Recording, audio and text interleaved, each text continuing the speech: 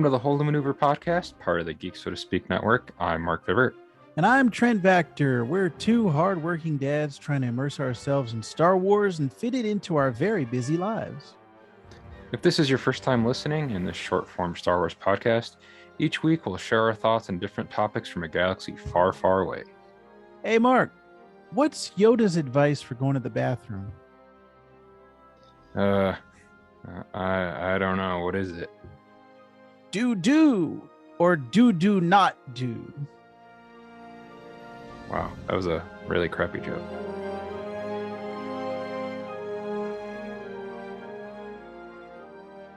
Welcome back, everyone, to another episode of the Holdo Maneuver. This week, we have a very special guest, also my co-host on the Rant to the Future podcast, Justin Gyorfi. He's here to join us for a discussion of Rian Johnson's Star Wars Episode 8, The Last Jedi. Mr. Gyorfi, how you doing, buddy? I'm doing great. Glad to be here. Honored to be here as the first guest on Episode 2. Just chatting with my buddies about Star Wars, which, Excellent. We all love. Yeah, and you're bringing that Canadian flavor to our show this week. Yeah, I'm the ketchup chips to you guys today. If there's any Maple Leaf jokes, we know why, because Justin Gyorfi is here to represent the Great White North. So yeah, we had a call on that 13th protocol, as it were. Yeah, very nice. All right, so let's get right into it. As I said, we're talking about Episode 8, The Last Jedi, and the reason why specifically is because Mr. Gyorfi specifically came to me and said, I think Episode 8, The Last Jedi, is an underappreciated film. So we should talk about that. And I said, you know what, Gyorfi? You're right. And Vibbert agreed with me. So we're going to be talking all about Episode 8, The Last Jedi. And we've got a couple of topics as well, a couple news things that we wanted to talk about. So let's get right into our discussion of The Last Jedi. And Mr. Gyorfi, since you are our guest, we would like to ask you to open it up. What is your, what was your initial impression of Episode 8 when you saw it in the theater? Okay, so I think I talked to Justin or Trent about this before, in the fact that the first time I saw Episode 8, I really didn't care for it. I had issues with a lot of time placement things, and as well as issues with force powers and a little bit in narrative. But as I ended up watching it 3 times in one weekend, that opening weekend, because coworkers and friends, we all had tickets and ended up getting extra tickets thrown at me. And by the time I saw it the third time, I was sold, and I figured out everything that was bugging me in it and really came around on it. So, and then having had to defend it when I was working at a comic book shop didn't hurt. Nice. Okay. And Mr. Vibbert, what was your initial experience with The Last Jedi? So I remember when I went to go see it, that was when we still had, we were talking about this off mic at Alma Draft House. But I went to, when we still had those around here, I went to a Thursday night showing of that. And I was watching it, enjoying it the entire time. And I just remember coming out of the theater, and some of my other friends that were there with me that night, I was like, oh man, I really love that movie. What did you guys think of it?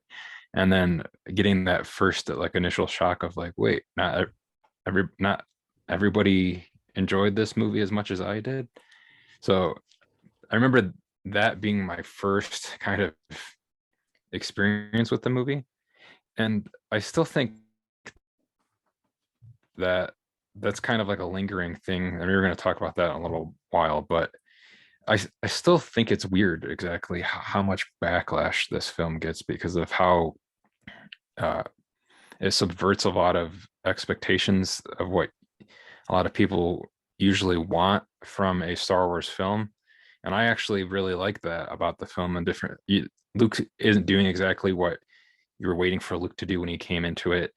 And I really like his face off with Kylo later in the film near the end. And that's a great scene in the movie. But that's kind of my initial first experience with the film back when it came out. Yeah, I had a similar experience actually. When I left the theater, I said to my wife, who watched the movie with me, that one is going to be considered the Empire Strikes Back, of this sequels or the sequel trilogy. It's going to be not so much lauded in its time, but when we look back on it, I think we're going to enjoy it much more. And the same thing happened with Empire when it first came out. Everybody was like, "Wait a minute, that one wasn't as good as the first one, and it was too dark and all this stuff." Now people look back on it. That was the best one. It was the darkness was great. And also at that time when we saw episode 8, we hadn't got 9 yet. So it was like the middle of the series and there was a ton of backlash. And I was like, wait a minute, guys, we haven't even seen the ending of it. Now, Yeah. I didn't know at that time I was not going to like episode 9 as much. But I said, you know what? I think in this middle chapter, this trilogy is going to be something that we look back at and say, this is the one to look at. And I also thought the backlash was kind of weird because, like you said, it subverting fans' expectations got backlash.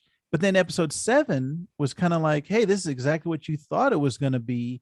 And then there was backlash about that. Oh, it's too much like episode 4. It's too, it wasn't subverting it enough. It wasn't different enough.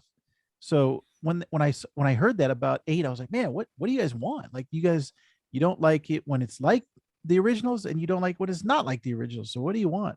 But Yeah. I was 100%. When I left it, I was already a Rian Johnson fan, but when I left episode 8, I said, that's what I want. I want something different, and I want a filmmaker who comes in and puts their stamp on it. And it's because we don't have Lucas doing it. We don't have my next person after Lucas is Filoni. We don't have them doing it. So, okay, let's get an auteur in here. Let's get somebody who is a great director in their own right and put their stamp on it. And we wanted that with Colin Trevorrow, but we didn't get it. So I think that was something that, oh yeah, go ahead.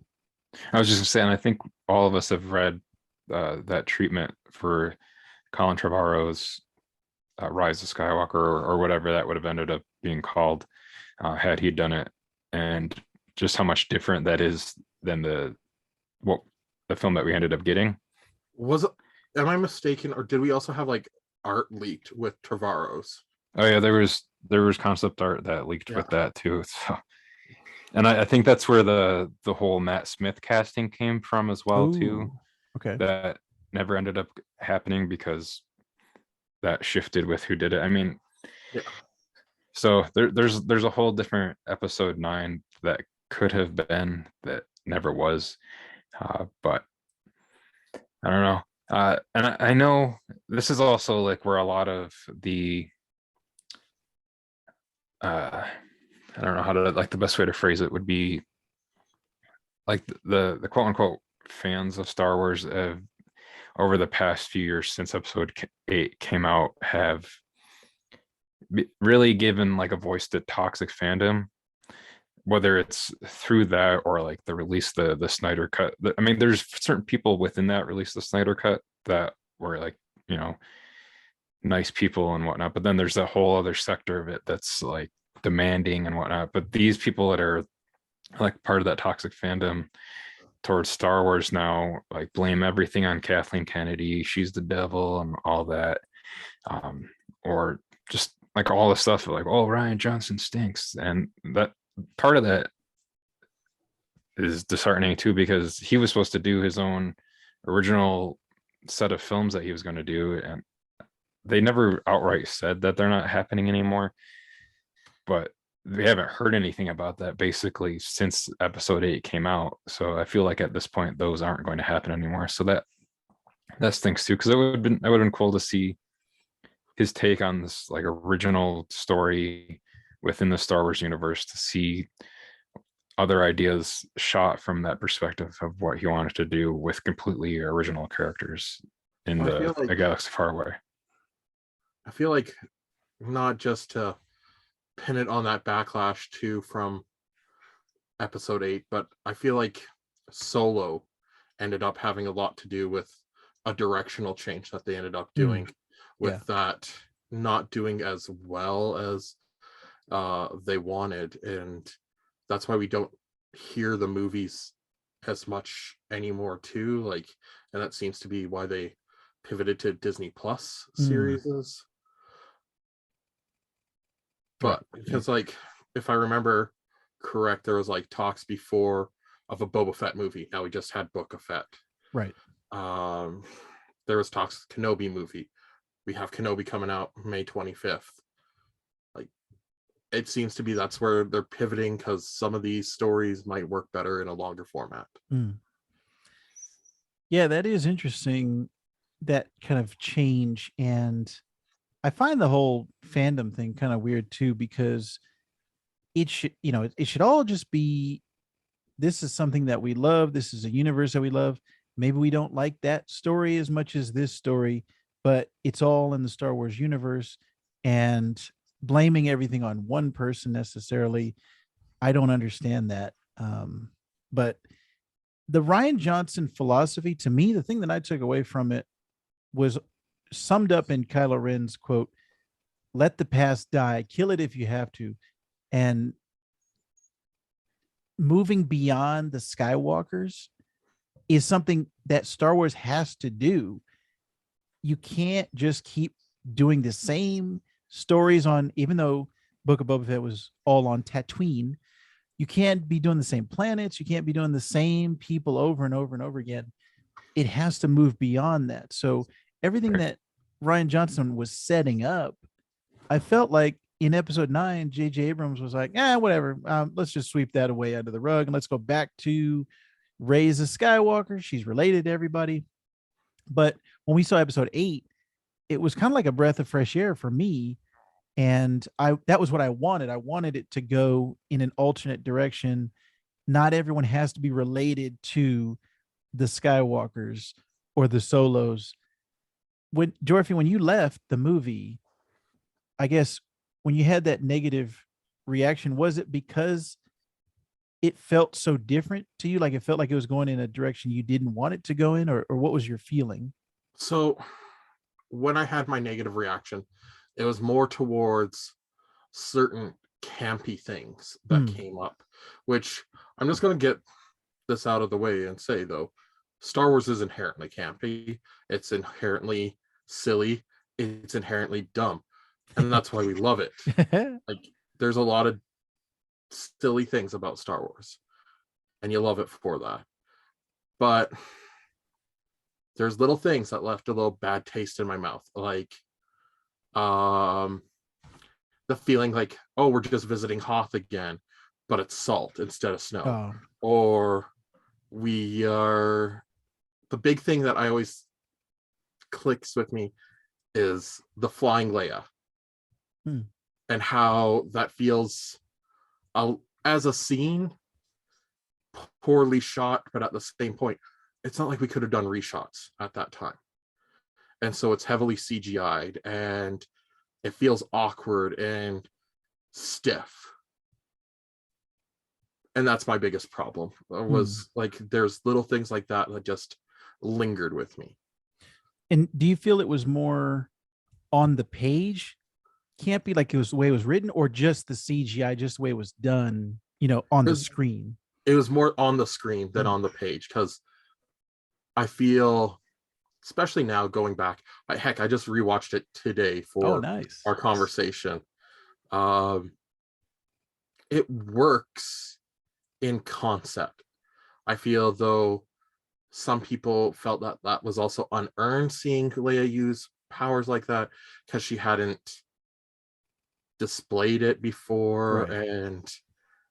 But that just then continues with my problems with what you were just saying, like needing to move past the Skywalkers and the Solos and that, because it just becomes, it becomes Harry Potter in a way, and we got bloodline magics, and so we got the Skywalker, and so Leia's really powerful in the Force, even though she's not really seen besides for Force sensing stuff. Right. Then you got Kylo Ren, who's omnipowered in the Force for the dark side. He's the most powerful thing we've seen, and I liked Rey being a nobody Right. from this movie, because then it felt like it was the Force trying to balance itself out. Yes. Versus, oh, we're just doing bloodline magic and it becomes Harry Potter. Right. You know? And they tried to, I guess they tried to balance that in 9 with the Force dyad and Kylo and Rey. Like, you know, they tried it, but I don't think it necessarily worked. I think you, as soon as toss in Palpatine name into that dyad, just kind of, I think that, like, the concept of the dyad, brilliant. Execution was very poor, and continuing it with having it be connected, I think would have been better if you had her as almost another Anakin, where this though was the Force correcting for the existence of Skywalkers, right, which shouldn't exist. Yeah, I definitely agree with you on that. Mark, what was your favorite aspect of the film when you walked away from episode 8, or when you think about it now?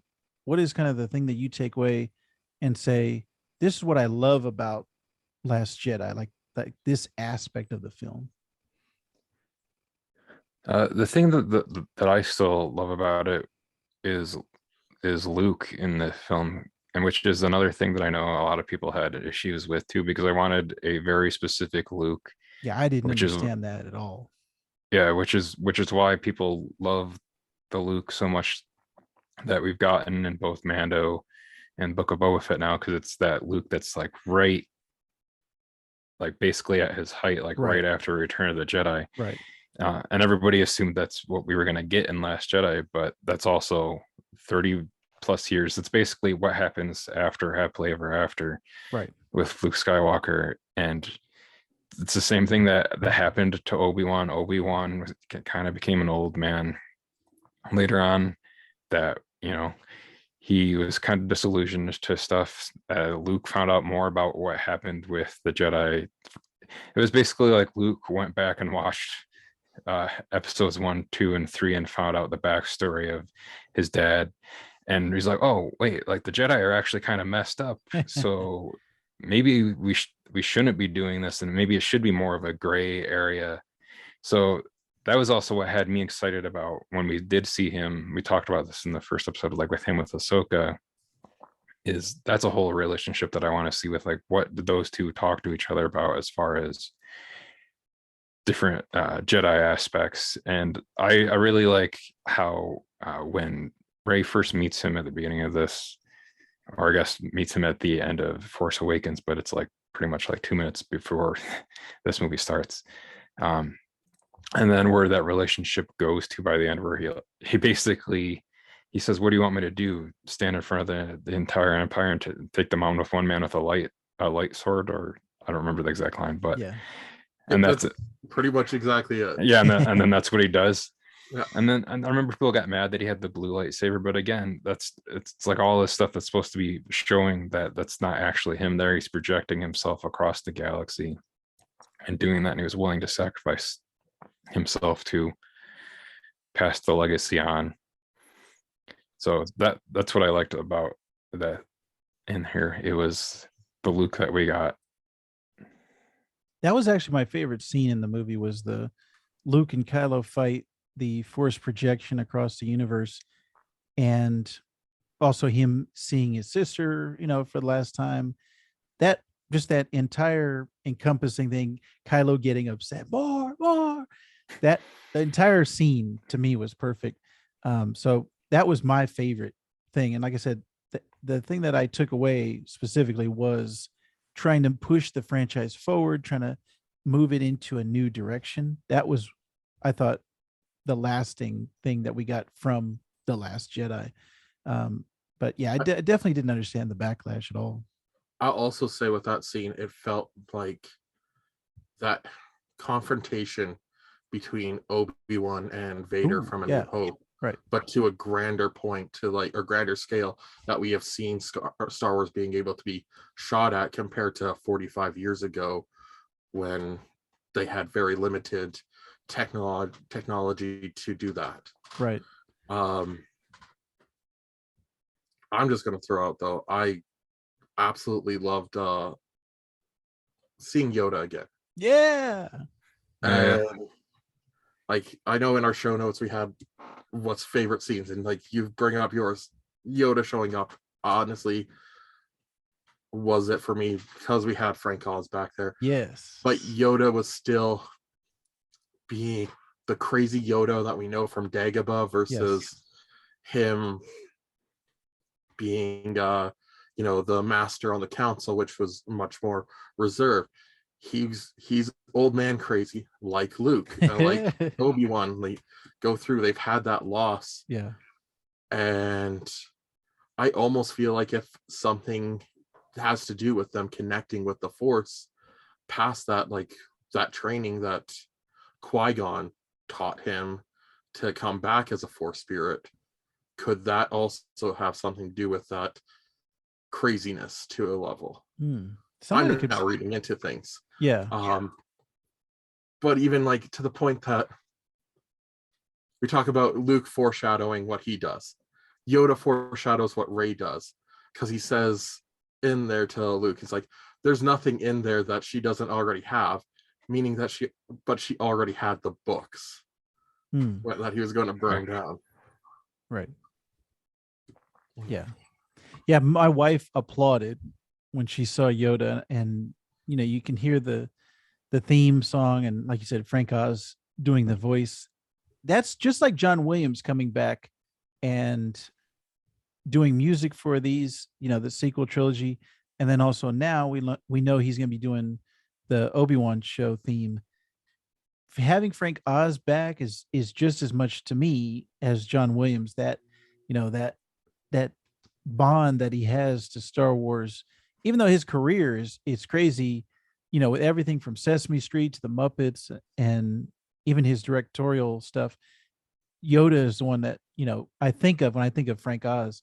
So yeah, that scene was great, and having the crazy Yoda always made me laugh in Empire, and still makes me laugh. But in this episode 8, also I was like, this is great. This is having the crazy guy back again. It's the Yoda I love. Yeah, 100%. And it's the Clone Wars era Yoda, like you said, kind of the stoic master Yoda. There's time and a place for that one, but then there's also the time and place for the crazy one. And who knows if we'll get Yoda backstory later on to see what he was like when he was younger. We're seeing kind of his species with Grogu as a youngster, but who knows if we'll ever get to see him. This, as far as we know right now, this is the two eras that we see, kind of the master and the hermit, the old hermit. So Mark, what do you think is the lasting impact on the Star Wars franchise of episode 8?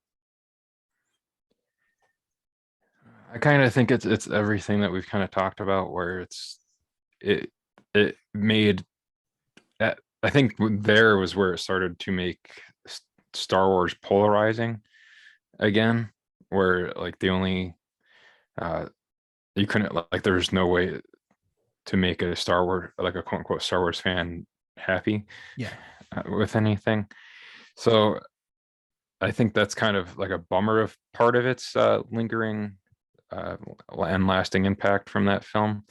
But I think, like you were saying, and like we know about Empire, that ultimately it will be looked retrospectively, like we're doing, back upon as the highlight, or one of the major highlights of the Disney era of Star Wars, and hopefully into the future.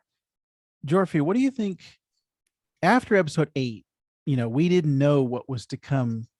Now that we've had Mando, and now that we've had Book of Boba, it seems like that is going to be the 20, whatever we call this era, the 2020s. That's what's going to be remembered. Everybody seems to be having a positive outlook on Grogu, on Mando. Do you think that's kind of going to overshadow Last Jedi, or do you think it's going to be something like, oh, in 10 years, just like with the prequels, people were hating the prequels when they first came out. Now there's kind of been a resurgence of, oh, this is George Lucas. He was a genius when he did all these, and people grew up with Jar Jar, stuff like that. Do you think people are going to look back on Last Jedi with rose-colored glasses, or is it going to be something that Mando is overtaken that now, and that's what's going to be remembered in the current era? I feel like from a cinematic point, that Last Jedi is going to be looked on kindly in history, but if depending on how this foray into the streaming series goes, like, because we're only 3 in at this point, and 2 of them were Mando, and 2 of them are Mando. 2.5. 2.5. Well, I gotta pitch something to you later that I told Vactor, but I feel like it's going to be tough. It's going to have to see how they land on doing series that aren't just space westerns. Right. And though Star Wars at its heart is a samurai space western, at least the original series, I don't know if they can continue the momentum depending on how long this era goes and how many they put out, because you can see burnout happening depending on how many of them they continue to put out. Right. I guess that's kind of my fear about a lot of the Marvel stuff, is like, I'm loving it, all the Marvel series we're getting on Disney Plus, but I can see the casual fan kind of getting burnt out, like, oh, another superhero thing or another Marvel Disney Plus show. I don't need to watch that one. I can skip it. Whereas I think all of us on this podcast are like, this is must see TV. We got to watch every episode. But I can see people starting to get burned out. And that's the same thing with Star Wars. I don't want people to have that experience. I want people to be excited just like I am. So yeah, I think it's going to be interesting to see when we look back on it, because at the point we're at now, I don't think we're quite far enough. Like, we have enough distance from Last Jedi to look back on it, but maybe 10 years, we'll see what happens. So, I mean, it took until The Force Awakens before people started saying good things about the prequel trilogy. Right. And that was, what was that? That was like 99 to... It was 98 to 2013.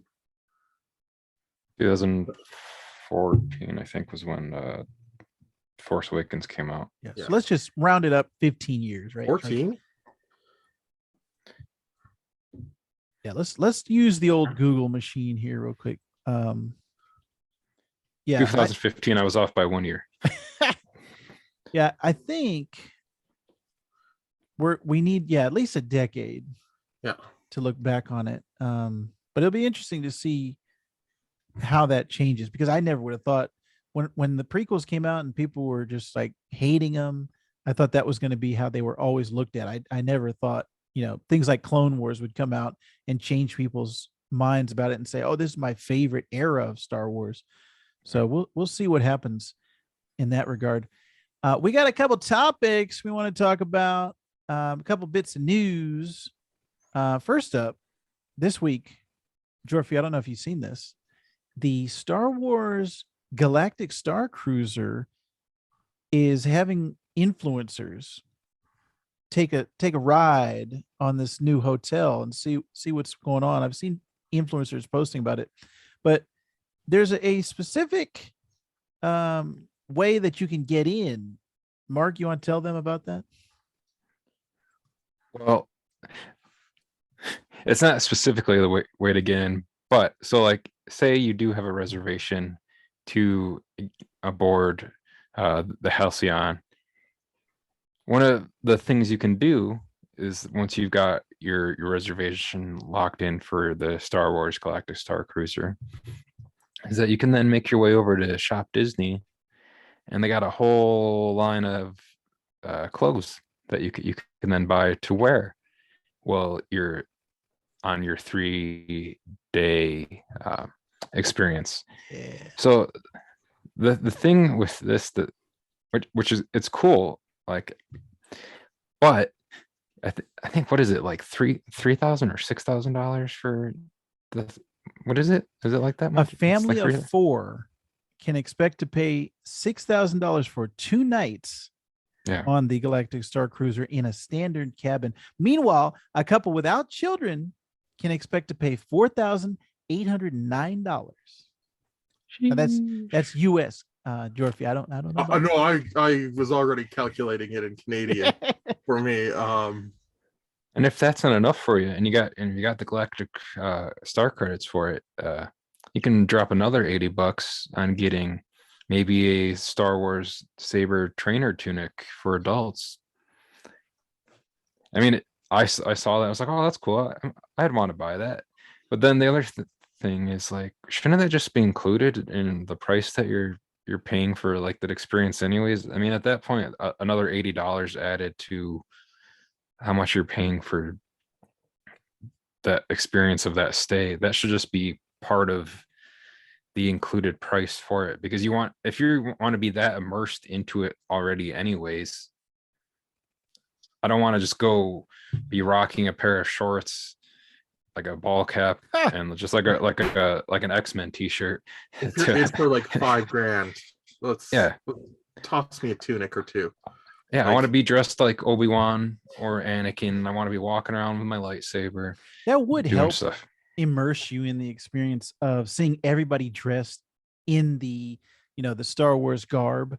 That would definitely help you as far as immersion goes. Because like you said, somebody's walking around with, I don't know, the Batman shirt on or something, like, wait a minute, we're supposed to be in a galaxy far, far away. You got a Batman shirt on? What's going on? I have such a hard time with this hotel experience because there's no windows. There is windows. You're just looking out at space. Yeah. Okay. So I'm trapped in a building. I'm trapped in a building. And like, to leave, you have to get onto a transport, which is a windowless, like, moving truck that you get into that then takes you into like the dock area of the Star Wars area, and then you can, like, now I'm part of this. We've landed, and it's definitely for the diehards. Like, this is not something I would say is for the casual. For the price tag, for the you feel like you're trapped. Like, there's a lot of things that I think. If I'm going on a Disney vacation, this is not the Disney vacation. It's kind of like a cruise ship almost. Like, you can't get away. I mean, yeah. Okay. But that was something that, like I said, a lot of the influencers are going on, and they're going to be doing their reports. We're going to start seeing YouTube videos within this next coming week. So they're having something interesting. A lot of ordinary adventures, as it were. Yeah.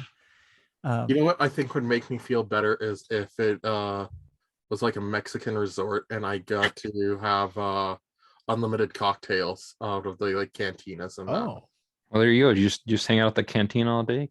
Yeah, you can just be drinking your utini. Yeah. I don't have to have any space credits to give them. It's included to this because I paid $5,000 for me and my girlfriend to go there. Yeah, so probably not going to be something that we will be experiencing in the near future, but hopefully something we will be experiencing is a unconfirmed rumor right now. John Watts, the director of all of the MCU Spider-Man films, is in talks to be doing a Star Wars TV show. So this is not, like I said, this is an unconfirmed rumor, but I just kind of wanted to spitball with you guys and bounce some ideas off of it. What do you think about a John Watts directed Star Wars show? Now, he's got a lot of clout coming off these Spider-Man movies. You saw No Way Home is breaking all kind of box office records. So I think Disney is definitely ready to, give him whatever he wants. But besides the Star Wars movies, I don't think there's a whole lot in his career. Like, didn't he do like one short film or one other film besides the Star Wars movie, or sorry, the Spider-Man Yeah, movies? he did Cop Car with Kevin Bacon. Yeah. So it's like I really like the Spider-Man MCU movies, but I'm not ready yet to, let's say, Ryan Johnson, Wes Anderson. If I hear Christopher Nolan, if I hear that name, I'm automatically going to watch it. I'm not necessarily at that point with him yet. He's getting there, definitely, with those Spider-Man movies, but he hasn't done enough yet where I'm like, all right, he can do no wrong. Let him play in the Star Wars universe. But let's ask our guest, Mr. Gyorfi, do you have any thoughts on a potential John Watts Star Wars TV show? I'm for it. I'm just give it to him at this point. Yeah. Broom Boy. If like Robert Rodriguez can be given a Star Wars series, why not the one person that is being me care about anything going on in the MCU afterwards, where I'm like, and I say that as like somebody that's watched every MCU movie. I look forward to them. I love them. But he is the only one that's let me see a movie and be like, I wonder what's actually going to happen to Spider-Man next after these movies. And I want to have that experience in Star Wars. Nice. That actually leads me down the line. He's actually doing the Fantastic Four movie, and I have faith that this is not going to be a repeat of the who did the Michael B. Jordan Fantastic Four movie? I just know the writer was it Trevorrow? No, but that also has the connection to the Boba Fett movie. Was that it was the same director who did Chronicle? It was Josh Trank. Yes, right. Yeah. So it all goes back to Star Wars in the end. Nice. Star Wars fan. Yeah, but I have faith in that Fantastic Four movie that will finally, because like for my wife, the only Fantastic Four she knows is the Fantastic Four stick or the Chris Evans. I don't even know who directed those movies, but Tim Story. Yeah, the Tim Story Fantastic Four movies. So she doesn't know that the Fantastic Four can actually be good, because her idea is like, these were not good movies and those are not great characters. But I have faith that he will bring it to the screen and say, okay, this is Marvel's first family. Put some respect on their name. This is going to be a good time. And I guess he's also directing a upcoming thriller with Brad Pitt and George Clooney. But yeah, like I said, I'm kind of hesitant. Mark, what do you think about a John Watts Star Wars show? I'm all for it. He hasn't disappointed me yet, but because he's also producing that Final Destination movie too. So innocent until proven guilty. Yeah, just keep doing what you're doing, John Watts. Okay, cool. Well, guys, we've had a very good time on this show, but baby Grogu is crying in the background, so we're gonna have to call it a night. Mr. Gyorfi, we definitely appreciate you joining us. We appreciate you having me on here. Anytime you want to come on the Holdo Maneuver, definitely send me a text and say, hey, I want to talk about the Old Republic or something like that, and we'll have you back. And if you want to get some more Justin Gyorfi and myself, you can also check out our Rant to the Future podcast. Right now, as we're talking, we only have one episode out, which is our rant on Dragon Ball. But each week we're going to be talking about something that Mr. Gyorfi and I hold dear to our hearts, something that we want to get off our chest. So that's the Rant to the Future podcast. You can always check that out. And I also forgot to mention at the beginning of the show, did you know the Holdo Maneuver is part of the Geek So to Speak podcast network? You can check out all of the other shows over at geeksotospeak.com. Wonder Rob and Shaw for doing a great job on the main show. Myself and Mark are holding it down in the galaxy far, far away on Holdo Maneuver. Myself and Mr. Shaw are going to be doing a Star Trek podcast. We're going to be on that side of the galaxy. And then Wonder Rob and I have a video game podcast in the works at the moment. We have not put out our first episode, but we're actually going to be recording that tomorrow. So that will be the Geek So to Speak podcast, the latest addition to the Geek So to Speak podcast network. But check all that out over at geeksotospeak.com. AKA fellas. the Vactor, so to speak, podcast network. Hey, maybe. All right. Well, thanks everybody for listening. Don't forget to like us in all of the podcasting places, review us, give us 5 stars in Spotify and Apple Podcasts. And we want to thank the maker himself, George Lucas. Thank the maker.